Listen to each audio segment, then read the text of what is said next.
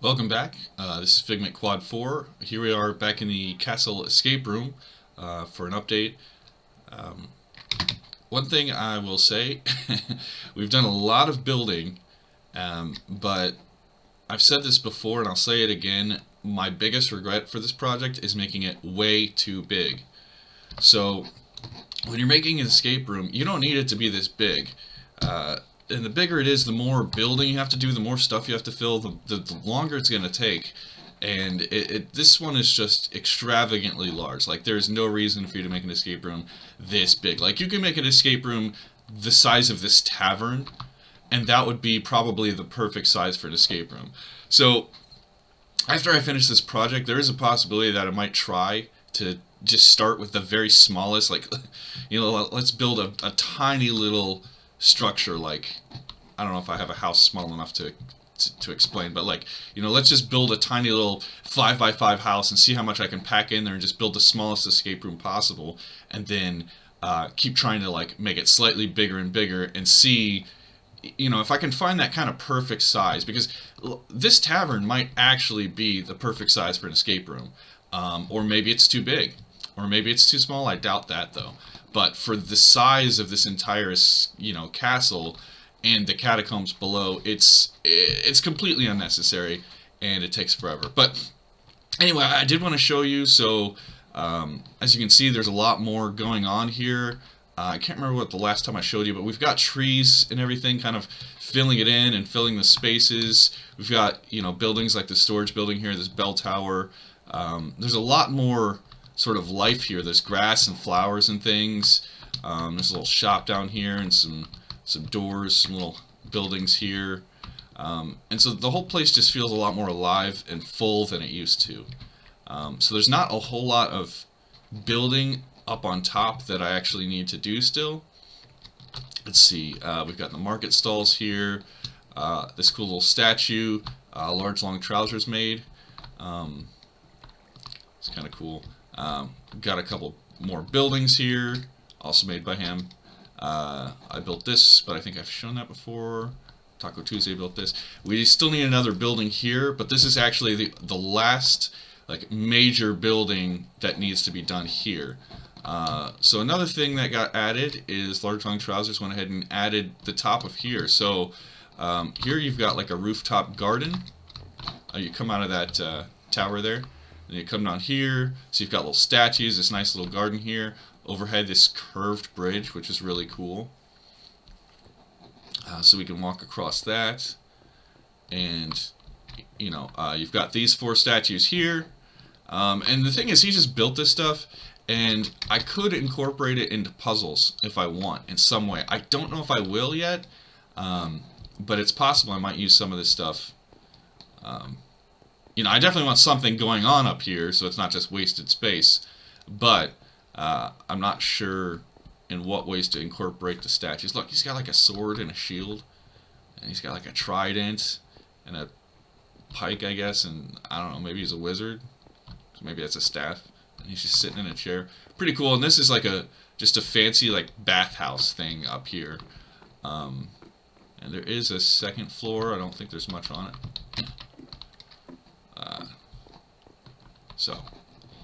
But pretty cool. And then through here, there's this nice little garden here with this tree.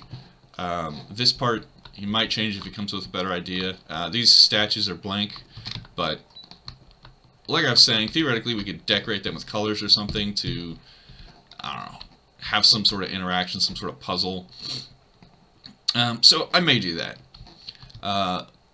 But yeah, other than that building right there, which is probably just going to be a house or something, we don't have anything specific yet that we're thinking of. But this is pretty much physically the outside's all done. Now there's a lot of inside stuff that needs to be done. And so that's what we're working on now, and a lot of puzzles and story and that sort of stuff. So I sort of wrote out this book here of some of the stuff you've got to do for an escape room. So step 1 is your building. So this is the house or the tavern if it was in a tavern, or haunted mansion or the giant castle for no reason. And then that's your framework, you know. That's like what's the backbone of like, this is where we're gonna build, this is what we're gonna put our puzzles in. Obviously, there has to be a building because you can't have an escape room without a room to escape from. You can't just be in an open field with a random redstone puzzle sitting in front of you. You'd be like, what's the point? So that's pretty obvious. Then you've got your core. This is your gameplay and your plot line. So these are things you have to have to get you going. So like, you know, we had to decide where you're going to start, and I'll go over this in a minute for some of the basics for here. You know, my escape room has, you've got your first step down in the lower ward, you make it into the catacombs down below, and then you get up into this castle and you start, or the upper ward, and you start unlocking different parts of that, and you can go back and forth after you've opened this portcullis here. And so, which, let's do again because it's cool. So originally this is closed, but after you come out of the catacombs in that corner tower over there, you can come over here and open this, and so you can go back and forth. So there's going to be a lot of stuff that involves clues from both up here leading you down to here, and you know, unlocking more sections of that and stuff. So it gets more complex as it goes along, but the initial part is just you start down here, you're stuck down here, you can't go up into the upper ward, and then you can't go into the catacombs yet, and then eventually you discover how to get there. So the thing is, we had to decide, what does it take to, you know, where do you start and everything. So there's going to be some spoilers for the beginning part of the escape room right now. So you can skip ahead, probably have a timestamp if you want to do that. So this is the tavern. What's the best way to get into here? Okay. So we've got these rooms here. It's not this one. This one. So where you're going to start the escape room is you're going to start right up here, and you know, you're staying in one of the rooms of the escape, or of the tavern, and you've got a little journal here, and these journals are numbered. So I've woken to find myself trapped in a castle. I need to explore and search for clues for how to get out. First things first, though, how to get out of my rooms. So this just sort of, you know, it's not that great. It just sort of starts you to saying, okay, you're in an escape room. I was considering if I need to, I designed this whole escape room to hopefully not need to have rules, because you're going to be in adventure mode, so you can't break anything that you shouldn't be able to. You can't place blocks where you shouldn't be able to. There shouldn't be any rules that you need to know, but and you can't jump off the walls because I have those invisible barriers. But if I need to have a rule book, then I would probably put that in here with this. But I want the game to be immersive. I don't want you to be torn out of it constantly by thinking, what are the rules? So it would be, that's the rule book, that has all the rules, and after that there's nothing saying, hey, don't do this, or anything like that. You can if you can get on a roof, get on a roof. If you can break something, break it. If you can place something, place it. Open it, whatever you want to do it. And so all of these are just going to be immersive within the world, nothing to take you out of it. So if I do need a rule book, it'll go there. Hopefully I won't. So you come down here, the door's locked. Well, obviously you realize you can come on the balcony. This gets you some nice views. You see this, walkway there. This door, you can come right through here. I don't think there's anything in here right now. Yeah. But then you're out here. I mean, there's a door. You're like, yeah, I'm out here. I'm outside. I can't jump off this balcony. But then you see this lever. You can open this. Now you can go back and forth. And so there's the tavern. Who knows what'll be in here exactly. And then you can come out here and you can start exploring the castle. So we decided that's where you start. That's the beginning. And we sort of had to create a plot line to say, okay, what do we need? So we know we start there, and we know that we want you to get to the point where you go into the catacombs. Well, that's down here. When you throw something on the altar, then these stairs are going to open. You're going to go down into the catacombs. So we know that. But what do we put in between your start and the catacombs? How do you get there? And so I am going to go through the little plot line just to show you an example. I won't reveal spoilers for all of that later when I come, do all of it. But just for the first part, some minor early game spoilers. So there's all sorts of stuff to explore and find. So as you're exploring, you might end up in this tower, and you might find, and yeah, I need to do a lot of interior decorating, so this is just some light decorating, just, that I put here, because I'm like, I have to have somebody living here in this chest in this journal. So that's the core. Oops, where's my book? That's the core gameplay, and then later, the last step here, I guess I'll just say now, is the extra. So you can have aesthetics, decorations, so that'd be like chairs and beds and stuff in rooms that aren't important, red herrings if you want to have anything that was like something that kind of made you think, is this important? Maybe it's not. I don't know if I'm really going to do that, but like there may be things that kind of make you think that. And then there's stuff that's, immersive. It's like, okay, well, here's interesting or beautiful things like that rooftop garden where even if it doesn't play any part in the gameplay itself or the plotline or the core of it, it's still like, this adds to the world. This makes me feel like I'm here. This is like, you're in a haunted mansion and there's some like ghostly painting, and you're like, even if that's not part of a puzzle, firstly, it may be a red herring. It may make you think, do I need to do something with this? Is there something hidden behind it? Do I need to somehow get a clue from it? Or do I need to destroy it in some way or whatever?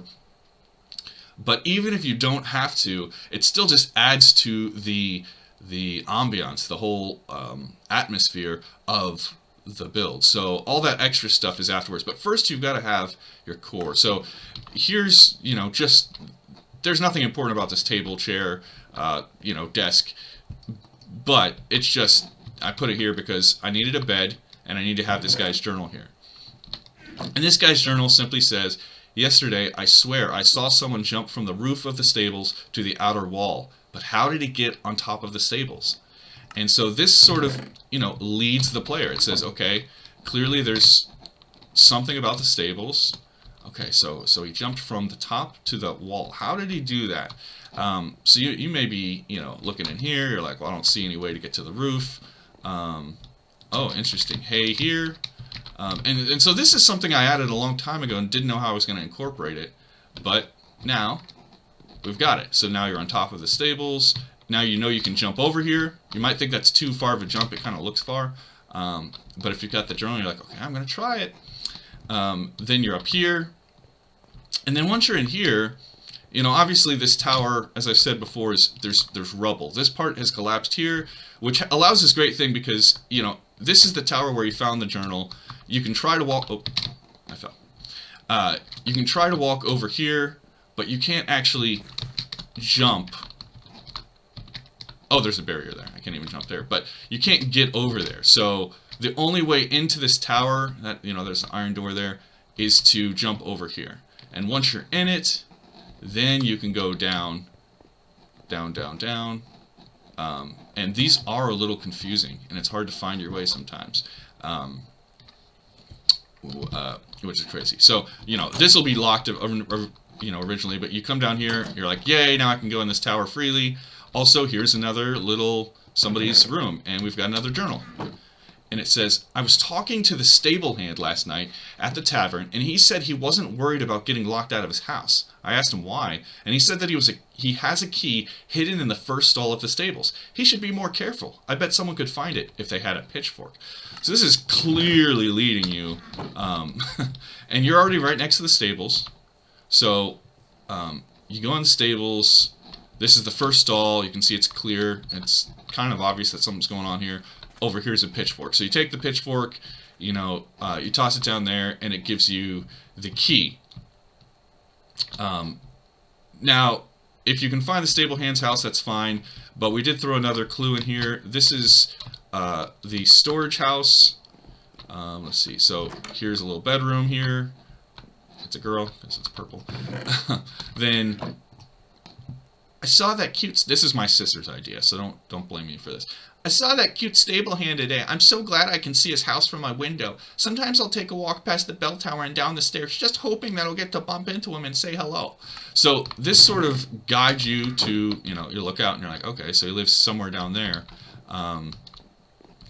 So kind of, the other thing is, I thought, what if earlier you find this journal, you take it, and then you go around, do other stuff, and then eventually you realize, oh, this is why I care about the stable hand. I didn't know. If you found this clue right here before you found the one about his key to his house, you might go down there and be like, well, there's a locked door, or you might not even go down there yet, and this might be meaningless. And then when you realize, I need to know where the stable hand lives, you might be like, oh, okay, it was this room because there's this purple girly bed.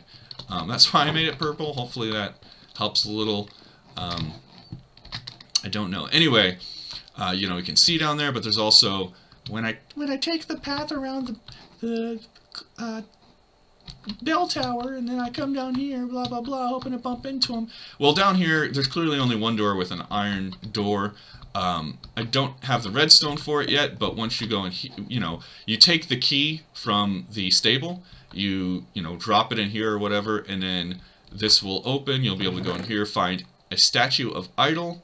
I might rename it. I don't know. Then a journal. I feel so guilty about taking the idol from the wandering merchant.